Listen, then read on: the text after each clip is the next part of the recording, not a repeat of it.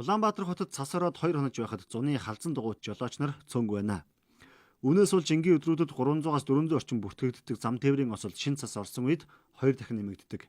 Өвлийн үйлчилгээ хийлгээгүй дугуйгаа солихоос гар татдаг энэ байдал нь эрүүл мэнд амь насны төлөөс болох шалтгаан гэдгийг санууллаа. Хэрэгслийн техникийн бүрэн бүтэн байдлыг хангаагүй зуны үйлрлийн дугуйтай за тэгээд яг энэ халтаргаа улгаатай доор дундс орсноос шалтгаалаад цас орсон энэ нөхцөл байдал дээр жолоочдыг хурд хэтрүүлээд байна. Энээс шалтгаалаад жолоод л галзаж байна, замын яж руу орж байна. Эсвэл бол гүйцэтгэрүүлэх хөллийг хоригсон нөхцөлтэйгээд өдөөд өссөн мөргөлдөх ийм эрсдлүүд байна. Жолооч өөрийн болон бусдын амь насыг хамгаалж замын хөдөлгөөнд оролцох үүрэгтэй. Гэвч энэ хайхрамжгүй үйлдэлээс болж өөрийгөө болон бусдыг эрсдэлд оруулж байгааг цагдаагаал багчид анхаарлаа. Харин баруун аймагуд руу зочход цагаан даваа, загастай даваа гэх мэт томоохон даваанууд мөсдөж зам улгаатай болсон байгааг жолооч нар хэллээ. Тиймээс автозамын компаниуд мөн хариуцлагатай ажиллах хэрэгтэй байна. Цагаан хөтлөөс эхлээл наашаа жоохон цас жоохон шуурч эхэлж байна. Уранга аймагт цас ир орсон байна.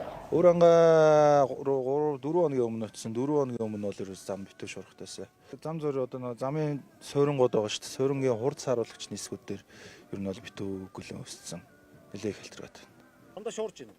Гүү энэ лөө орж ирээ шуурж байна гэсэн. Чин зас болохоор тэг салхины үлээжтэй юм. Захнаас Улаанбаатар. Завхан руу хэр цас ирв? Захн руу цас ерөн гайгүй бага. Тий. Зам хэрэг. Зам бол ерөнхийдөө бараан л.